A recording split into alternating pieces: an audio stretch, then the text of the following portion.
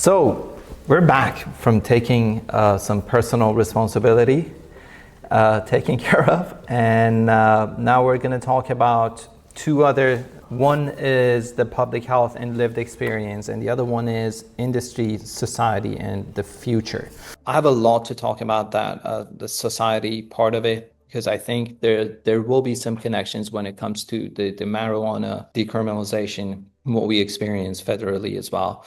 But let's start with the public health side. And Amanda, I wanna go there with you first. So from someone on the ground, let's say, and with the lived experience as well. You mentioned some of the talking that we're going to talk about now previously, but I want to know more about how does decriminalization feel to people that actually have the lived experience, that are going through this right now and have the lived experience of addiction. So go on.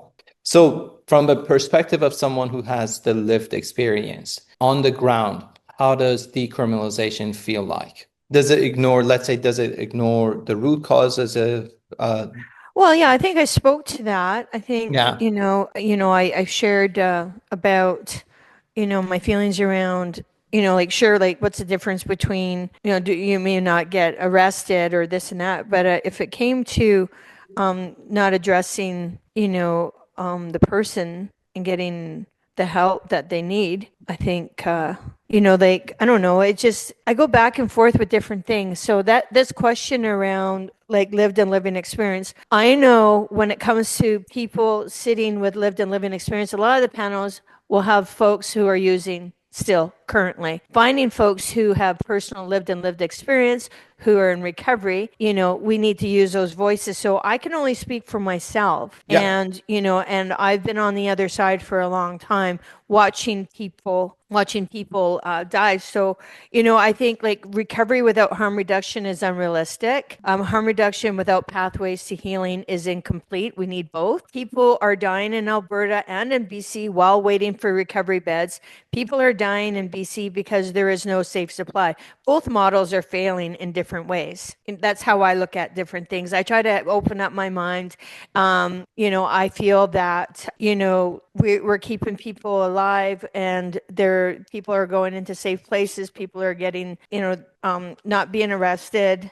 I know that there was a drug user group just went to court. They're trying to, for more rights. And so I'm strong in in the health part and helping people. So that's the question that I just see different lenses, and I'm watching how things are happening.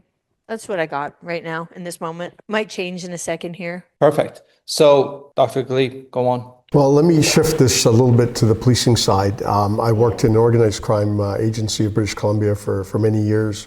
And I can tell you today, we were just having this conversation earlier, there are 188 organized crime groups in British Columbia that we know of that are operating in British Columbia. And when we say organized crime groups, it's 3 or more. So we're talking about the Hells Angels, we're talking about a number of other groups as well that are well known to policing. Out of these 188, it's been documented by the government in British Columbia and the public safety minister that 57% of them are involved in one or more aspects of fentanyl production, manufacturing, trafficking, supply, distribution, and absent safer supply, whatever we want to call it, how the government creates that model. And it is really up to our government to figure this out. These groups will continue to operate in British Columbia and across Canada and distribute the toxic illicit drugs that are actually killing people and have caused our public health emergency. So, I can't speak with lived experience. I can speak as a lived experience as a police officer responding to this is that, no matter what we do, even with cannabis, there is still a large underground black market that is still selling cannabis, even though we have regulated it, we have legalized it, we control it, the government taxes it.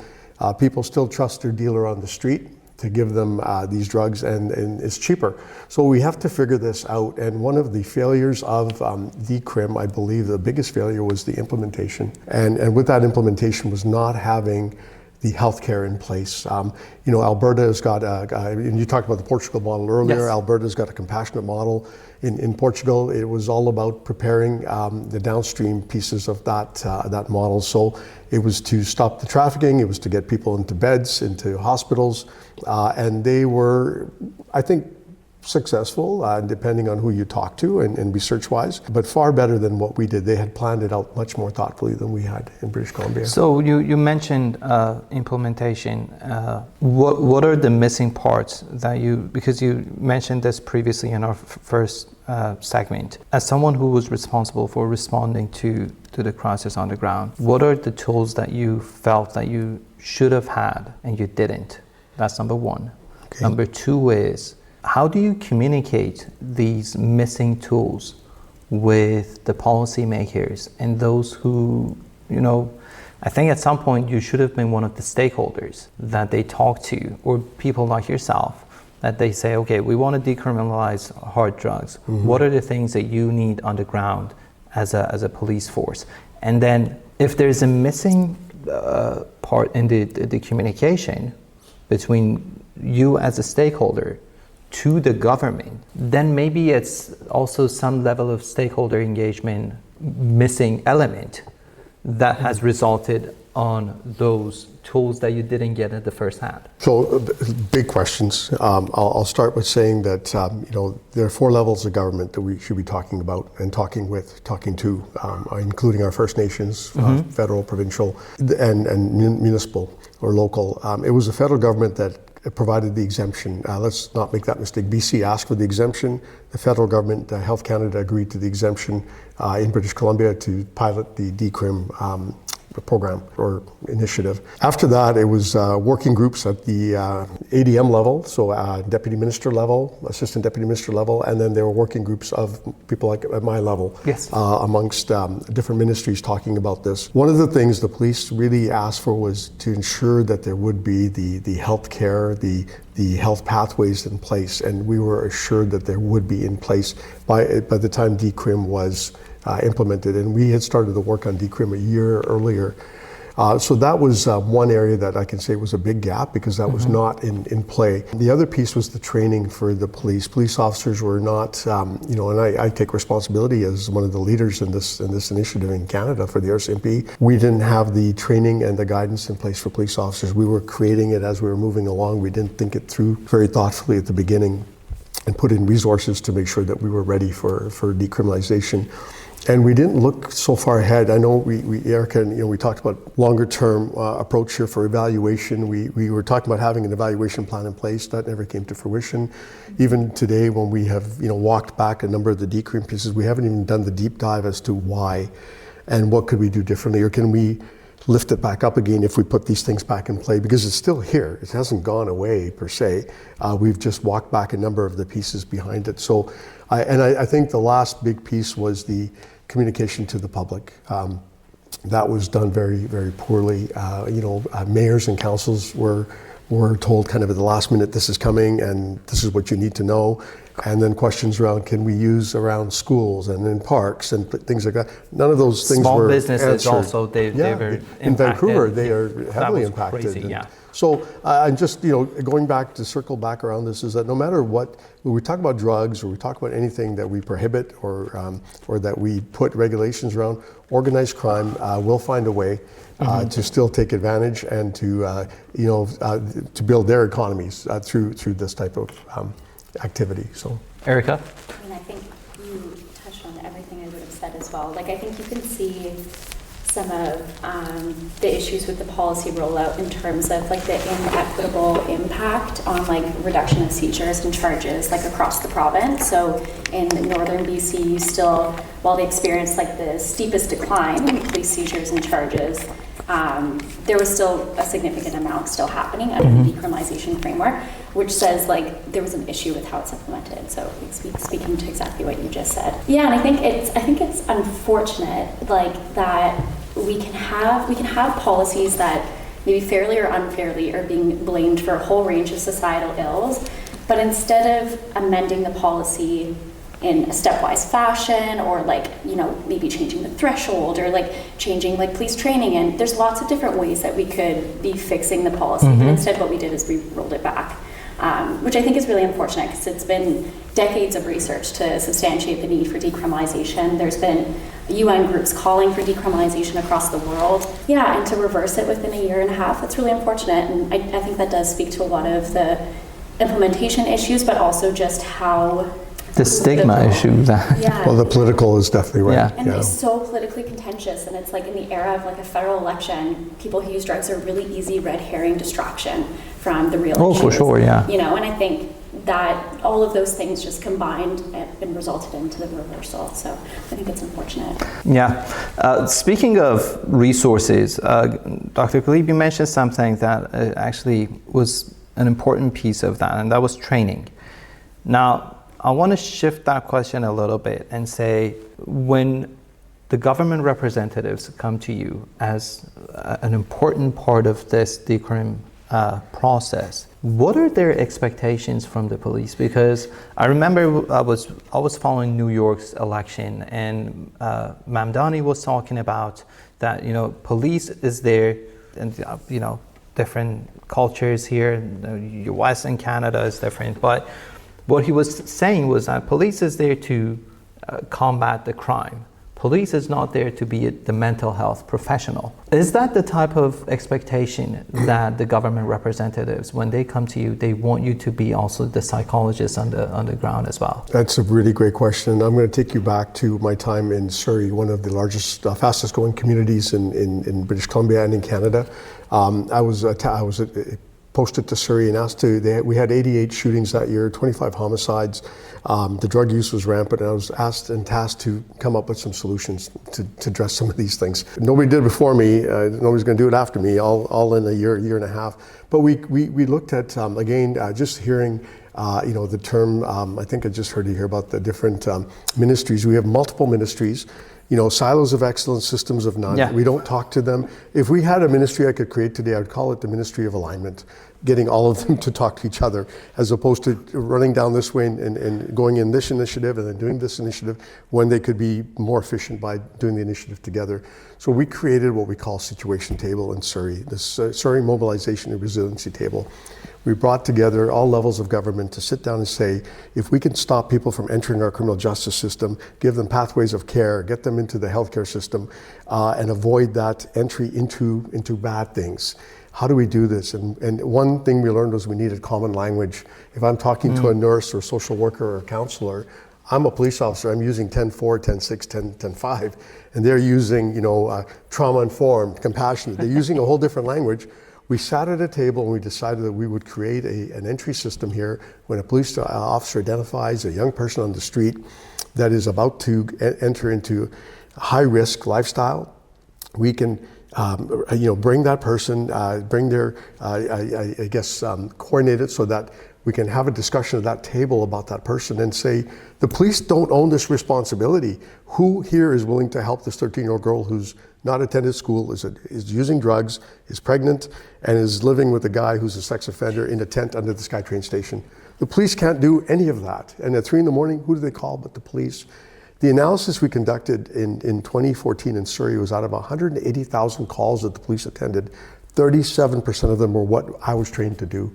The other 63% were what a psychologist, a social worker, a counselor, a drug a peer advisor, a hospital bylaw officer were supposed to do. 2/3 of the calls that you were getting, they were not even related to you. Not what I was, and that's why people get hurt when they have interactions with the police, the mentally ill, those that use drugs. And Amanda will tell you, the police don't know how to respond, and what we respond to is our training. This person is a threat, this person's scary. What do? I'm gonna hurt them because I have to look after myself. So I'm gonna just tie all this up to say that the police are now getting into the lane that they don't belong in, and we've never belonged in it. But by de facto, governments cutting and reducing and shutting down ministries and taking social workers off the street at midnight when they should be there at midnight beside me, or a nurse in a hospital. At Surrey Memorial Hospital, 400 emergency people come to the emergency room, 400 people a day. It's the busiest in Canada, and that's the last number I heard about a year ago. You know, that the great solution that we came up with was to defund the police. Like we thought that, you know, since 2/3 of the calls You're that right. you're getting has nothing to do with you. I would call We're it. gonna I would defund the call it police. refund all the others. I don't care about defunding us. I know, The others. Yeah, refund the others that need to do their job. We took away from them where they de facto they were not there. We were the only people you can call at 3 a.m. for a barking dog or for a bylaw or for a runaway child. I'm not a parent. I'm not a social worker. I'm not a school counselor at 3 a.m. I'm supposed to do my job, and now I'm doing what the public have asked me to do, which is way out of my mandate, my remit. No. That's so And how is true, that sustainable? Like for the It's people not. that It's not. enforcement, it's like, why would you, like, how can you attract new talent if you're being like, you're a doctor, you're a nurse, you're a social worker, you're also going to engage with people. And by the way, you're getting paid 1/10 of, you know, the combined salary of, you know, a doctor, a psychologist, and the police, just 1/10 of it. That's why we're getting high burnout, compassion fatigue, like the first responders and the policemen and. Now we're getting To some excited extent, here. though, like to some extent, I understand. Like in the levels of a first aid, yes, if the police force needs to know the ABCs of dealing with someone who's just going like that, they're just Airway, breathing, circulation. breaking, and yeah. But then at that point, moving forward from that point on, I just feel it's just unfair to the police force to be expected to work as a mental health professional, and then. But it's also unfair to those that need that help, and they're getting it from the wrong person. That's so true. The person who's not trained or even able to provide them that support. Super inefficient. Super inefficient. So another takeaway that we had from this, little conversation is that instead of having a ministry of Doge, we need a ministry of alignment. Yeah, we need a ministry to do that. We need that provincially and federally to talk. So next question, it's regarding the health system and addiction services. So that is sort of what you've explained. So I want to actually move on to the next model that we talked about, and that is Portugal model. So everybody is sort of familiar with what Portugal model is, but the overall sense of what it is like if you just pick up someone randomly on the side of the street, they may say, Portugal, they just decriminalized and everybody has access to everything that they want, and that has somehow reduced the number of addictions, and but people don't know the little details around the Portugal model. So Erica, why don't you just go ahead, give us like a little summary of what Portugal model is. Sure. And see if we can have some fun during the summer in Portugal. Yeah, okay, so I haven't looked, to be fair, I haven't looked into the Portugal model in a long time, but I can give like the outline of the formula there. So essentially in Portugal, they have a model of decriminalization that when somebody is caught in possession of a drug, they're sent to something called a dissuasion committee. So there's an action that happens in that police interaction. So in the BC scenario, when you have a police interaction, it's personal possession, they give you a card. In Portugal, when you have a police interaction, instead they give you like a notice of appearance to appear at this dissuasion committee. And from that step, often... Who's involved in the dissuasion committee? This is a good question. I'm actually not sure. It's still within the legal system. And I think that can turn into options like you can take treatment or you can be given a fine.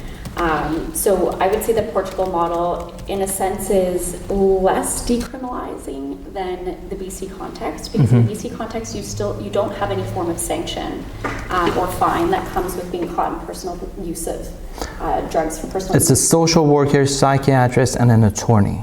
Yeah, so still within the criminal justice system.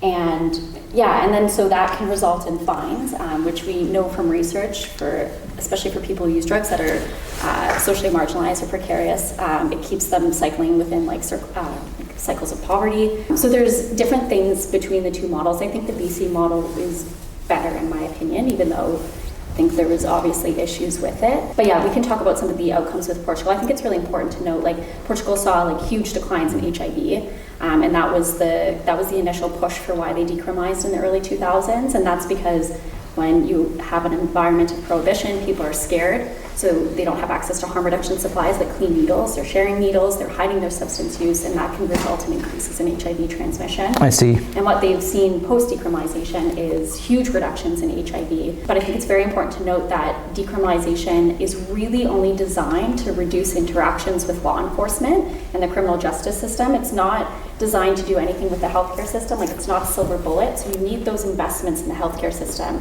in order to have impacts on levels of HIV and those sorts of things. So what they did well is they paired decrim with robust investments into their healthcare system. Amanda, I'm sure you have a lot to talk about when it comes to Portugal model. So Oh, I think Erica covered it really. perfect.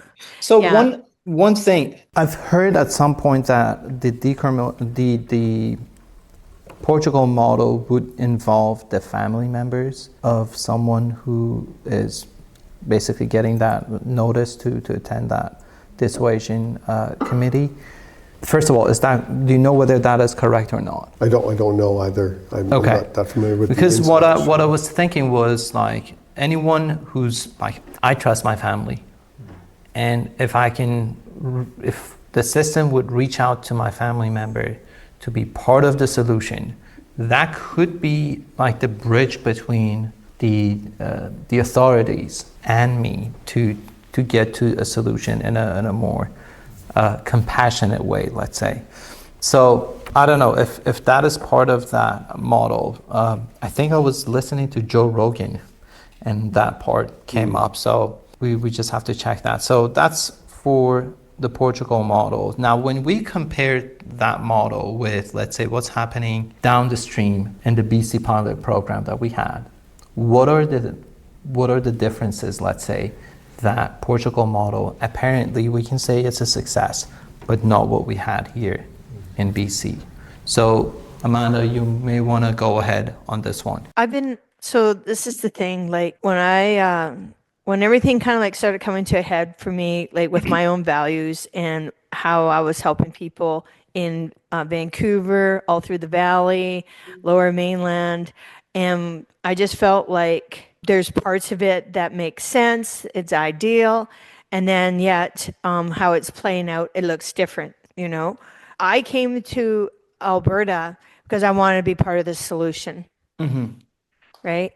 And I wanted to help people. I want to reduce harm. I want to reduce death. I wanted to be part of helping people in a way with the recovery capital model as a person as a whole, right? Not just reducing, like, I don't know. I think that for me, I got to a place where I wanted to be part of the change. And this last couple of years, I've been more focusing on helping people getting into sober living houses, being inside the prison, doing the therapeutic communities, and helping reducing the criminality and drug use and things like that. We're building on people to integrate with their families into community, and also being able to go out and find their own life and to live their life without drugs. That's where I'm at. I've been sitting at tables for years in Vancouver. I've been part of different initiatives, the CAT, when it came to overdoses, my boots to the ground, working with different communities and different demographics, with HIV and hepatitis C and nursing people on the streets I just felt that I was not feeling of being of service to those that I wanted to help. I felt as a professional in my own ways, even when I was on the downtown east side, I felt sometimes, even speaking to recovery, people say, "Oh no, don't talk about that." So I wore T-shirts representing different stuff because I have a different perspective. So And when respectfully, and I also know that when we get people with lived experience coming to the tables, I didn't want it, like, I saw people tokenizing, and that bothered me. That bothered me. And also, I feel that if we're going to have people with lived and lived experience, and when it comes to the policies, like, and if they're going to be, be more than just consultants, like give them opportunities to be part of the real decision-making powers. I know that doesn't answer your question to what I was, but I'm just sharing with you. I went off into a different direction. Sure, yeah, that actually helps a lot because it shows how different it will be when it comes to the perspective. So the perspective is like, I want to help you, I want to be part of the solution, especially on the recovery side. You keep emphasizing. Yeah, only because I was that marginalized woman. Like I was on the streets. My question for you then is, can we say that that is the missing element in BC pilot program that you did not see in the down the stream next steps after decrim? Is that what you're saying? Yeah, I think there's a lot that's been missed, and I think where the funding's going and how it's been used. I mean, Dr. Galeb, like there's a panel here that's been doing research, and I'm learning from them. I'm just from my own experience and from what I've seen, and I think from seeing people living the way that they're living, I can't get behind that. I can't. I won't. I just find it barbaric, really. I wanted to talk about the industry, society, and future because one thing that I think is the reason that decriminalization of marijuana worked out was that culturally it felt like we were ready. Like we've seen that so many times around our community, whether it's friend, whether it's, you name it, our family members. That's number one. Number two was that there was an industry ready to pick up and go at scale. I don't know how many companies are out there ready to go at scale to sell cocaine on the side of the street. And at the end of the day, I think, and that goes back to the stigma part, maybe that stigma doesn't really allow the society to be culturally ready to integrate hard drugs in our lives. So why don't you start, Erica? Is there a pathway or a role for a regulated industry similar to cannabis in the case of hard drug? Yeah, I think that's a great question. So I personally believe that there is a role for a regulated industry. If you're asking me if I think our society is ready, I don't, unfortunately. I think we still have, I mean, we're talking about the existence of mushroom dispensaries in Vancouver, like they're everywhere. And there's great research evidence to show that psilocybin can be a very helpful medical tool for the treatment of PTSD and depression, but we don't even have willingness to decriminalize that right now. So I think if that willingness doesn't exist, as soon as you bring up methamphetamines, I think there's no chance. All of that to say, though, is I strongly believe that regulation is the answer. I think that through regulation, you allow governments to step in and introduce very tight regulations on the control and production of these drugs. And what you do by doing that is you take away that control from organized crime. So it gives the government control over what's produced and how it's sold and the regulations around those things. And we have great practice regulating tons of other dangerous things. Like we regulate gambling, we regulate firearms, we regulate tobacco, alcohol, cannabis. So there's lots of examples and lessons we can pull from these other industries. But when we talk about the root causes of this toxic drug crisis, as you mentioned in the beginning, it's taking like 8 people die a day in BC. And when we look at the scale of people who are impacted through non-fatal overdoses, you have over 100 ambulance calls a day in BC. So, and that's just the people who call. So like this crisis is massive. We've lost over 40,000 people in in Canada since 2016. And yeah, if we want to talk about solutions, you need to replace the poison drug supply. And does it have to be done in a provincial level, that regulation, or at the federal level? Because one thing that I want to mention is like, if you want to talk about industry be ready, I don't think any industry would be ready to supply a 5.7 million BCers with hard drugs. So they're looking for a more scaled level. At least we want to talk about on a federal level. And then if they're not, then it just loops back to the beginning of this, which is there's no industry ready to pick up what the black market is supplying right now. So it seems like this is more like a federal decision It is. than a provincial. Yeah. Really, Drug policy does fall under the realm of the federal government for sure. That's under the criminal code and the CDSA, the Controlled Drug Substance Act, which regulates drugs in Canada, which is where the exemption for decrim originated. But the topic of regulatory around hard drugs is a very provocative discussion. It is. And are we ready? I think, well, we're already doing it with opioids, right? You see the opioids are being regulated. They're being sold by big pharma in the U.S., and now there's lawsuits around that. When we start looking at our construction workers, our trade workers that hurt themselves fall, a doctor prescribes X amount of drugs, opioids, all of a sudden doctor says, nope, you can't use it anymore. Guess where they're going to? They're going to the black market to buy those drugs, and they're toxic and they're harmful. I think if we were to look at regulatory or decriminalizing, I wouldn't go so far as to say legalizing in some of these things, but maybe psilocybin is the next place to stop, to look at, because Veterans Affairs Canada is doing some research around that for soldiers and RCMP officers, and there is the data that supports microdosing for health. Maybe incremental. We don't just go all out and going to do fentanyl, this and that. And this is also a chance for us to reduce the toxic supply. Again, the cannabis toxic supply, has come down. Cannabis was laced with all kinds of things when I was a young street cop, and that's changed now because it has been regulated. You can buy the safe stuff from the government, or you can still get it from your dealer, which generally it's not that bad anymore. It's higher THC content. So I think we start somewhere else, and we start small, but we build the policies around it.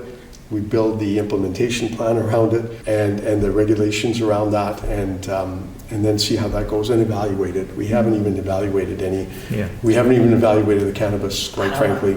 oh, okay, well, that's a different story. But what I was thinking was like, for a year and a half of what we implemented in BC, do we even have enough data points from that a year and a half? So we just rolled something, really shifted the public opinion on what decriminalization is, and now it's going to take another 5 to whatever years to just bring back that culture to get ready for something that then they hopefully have the right expectation that this is not going to be rolled down like 3 years into the program. We need to have don't forget the elephant in the room, President Trump.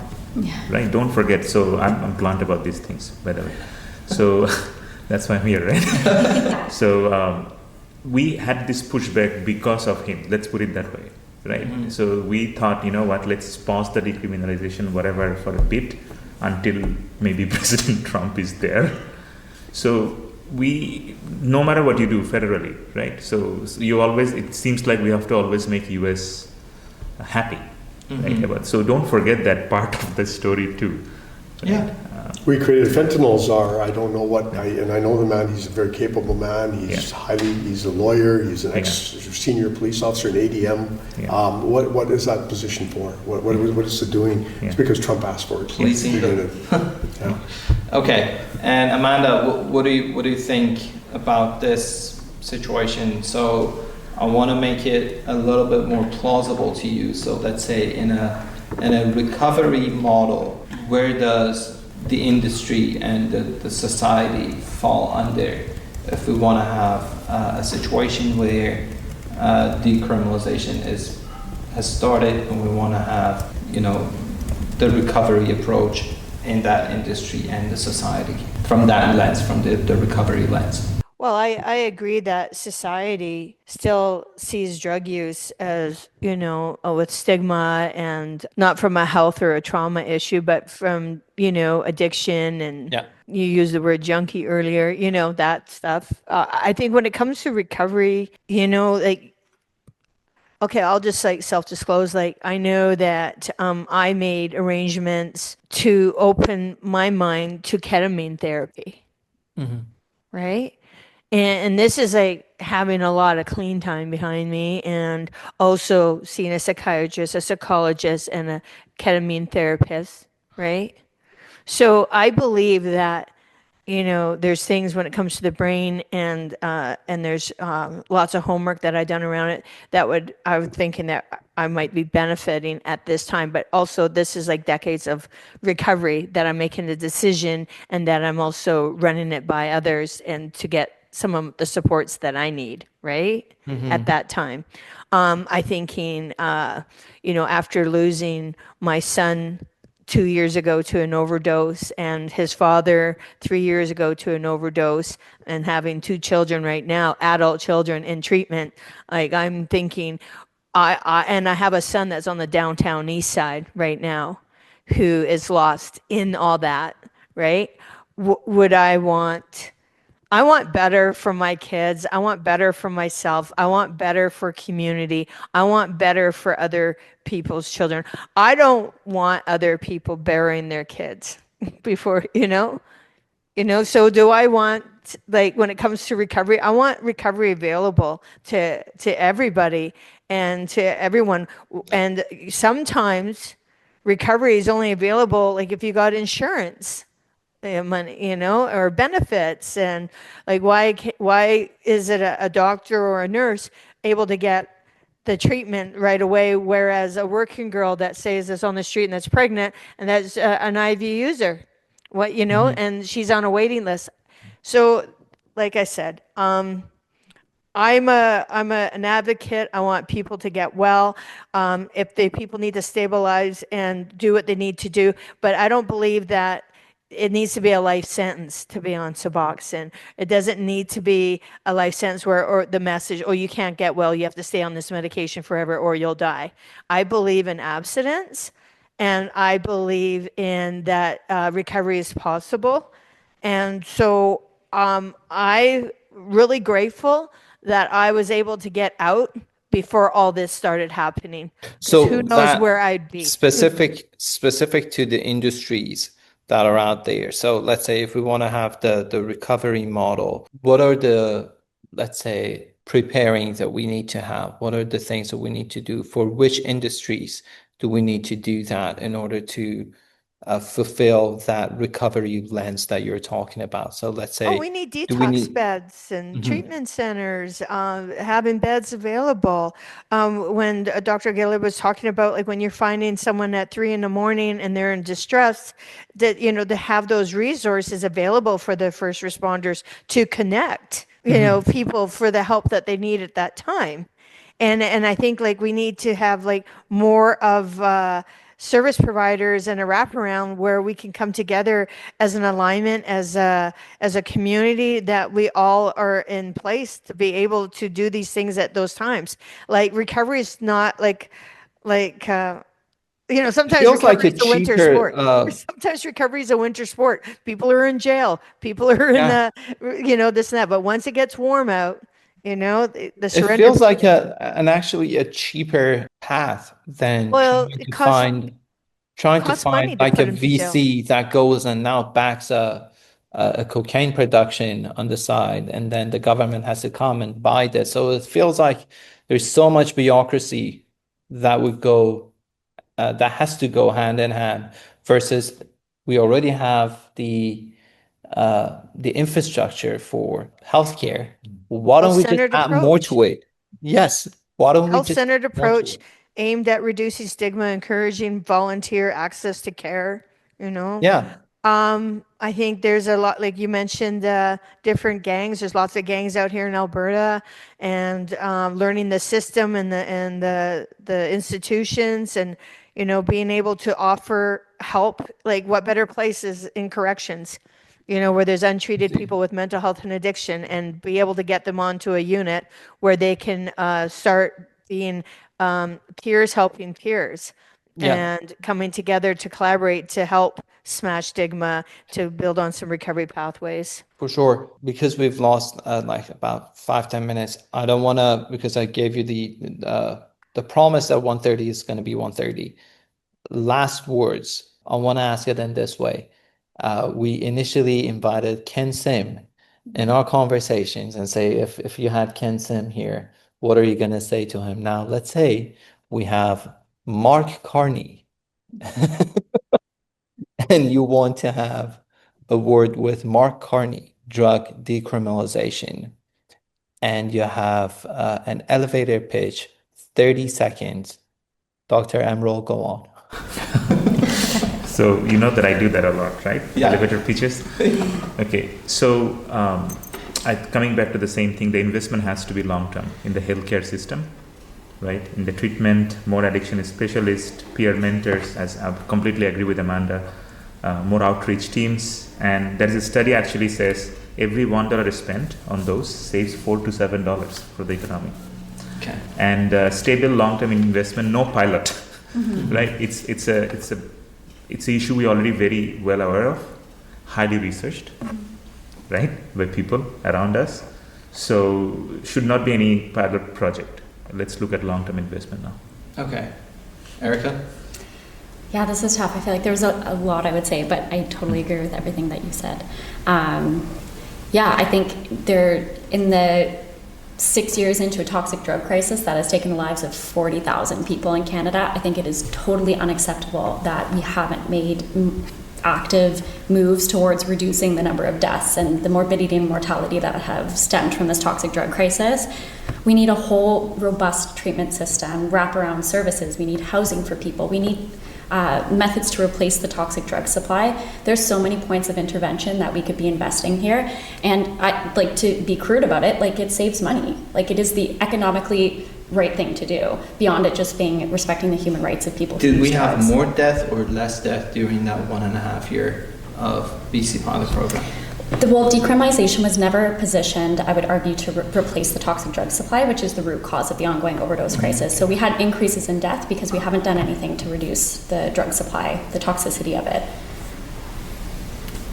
I'll one up the Emerald here is that Public Safety Canada studies demonstrate that upstream preventative type activities by the police reduce $1 spent is $11 in savings. So again, return on investment, crudely put. But I would say to the Prime Minister that you need to create a Canadian task force on this. We don't have coordinated efforts across, like Alberta's doing something different, BC's doing, again, better alignment.